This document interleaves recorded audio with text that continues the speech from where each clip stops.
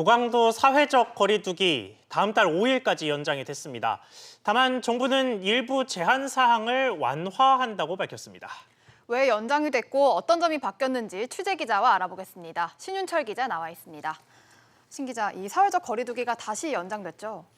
네, 어제 정세균 국무총리는 중앙재난안전대책본부 회의에서 5월 5일까지는 지금의 사회적 거리두기의 근간을 유지하며 일부 제한을 완화하겠다고 밝혔습니다.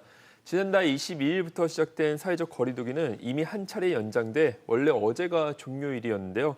두 번째 연장 결정을 내린 겁니다.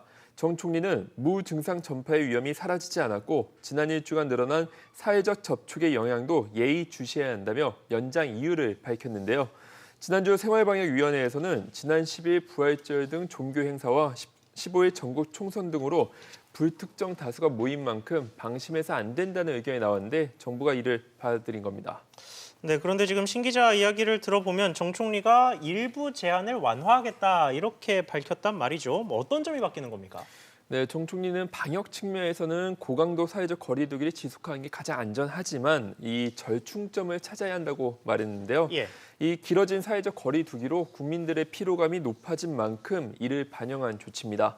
우선 종교와 학원, 체육 등 4대 밀집 시설에 대해서는 현재 방역 지침 준수 명령은 유지되지만 운영 중단 강력 권고는 해제됩니다. 문을 열 수 있다는 말이네요. 네, 맞습니다. 그리고 자연휴양림 등 위험도가 낮은 실외 공공시설은 운영을 재개하고 야구 등 야외 스포츠도 무관중을 전제로 운영이 재개될 수 있습니다.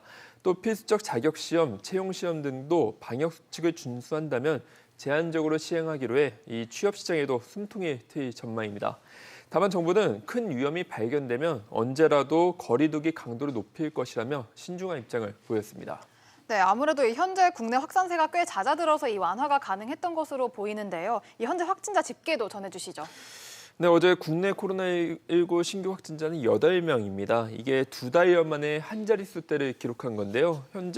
정부는 현재 수준의 안정적 관리가 계속된다면 5월 6일부터는 생활 속 거리두기로 이행하겠다고 설명했는데 이는 더 낮은 강도의 사회적 거리두기를 실시하겠다는 뜻으로 풀이됩니다. 네, 그리고 이런 가운데 미국의 식품의약국 FDA가 국내 진단키트 사용을 승인했다는 소식도 있습니다. 네, 미 식품의약국 FDA는 현지 시간으로 어제 오상 헬스케어가 제출한 코로나19 진단키트의 긴급 사용 승인을 신청한다고 공지했습니다. 승인했다고 공지했는데요. 국내 업체의 진단키트가 FDA 긴급 사용 승인을 받은 건 이번이 처음입니다. 예. 해당 키트는 실시간 유전자 증폭 방식으로 지난달 중순 국내 식품의약품안전처로부터 해외 수출용 허가를 받고 이미 30개국에 수출 중인 제품인데요. 오상헬스케어는 지난 3월 초에 국내 업체 가운데 긴급 사용 승인을 가장 먼저 신청한 것으로 알려졌습니다. 이번 승인은 코로나19 사태가 종식되기 전까지 유효하고 공인된 실험실에서만 사용할 수 있습니다. 앞서 외교부는 이 FDA 긴급 사용 승인을 신청한 국내 업체는 모두 3곳이라고 밝혔는데요. 나머지 업체들도 FDA로부터 공식 답변을 기다리고 있다고 밝혔습니다. 네, 이 진단 키트가 국위 선양을 해주는 느낌마저 들고 있습니다. 신 기자 잘 들었습니다.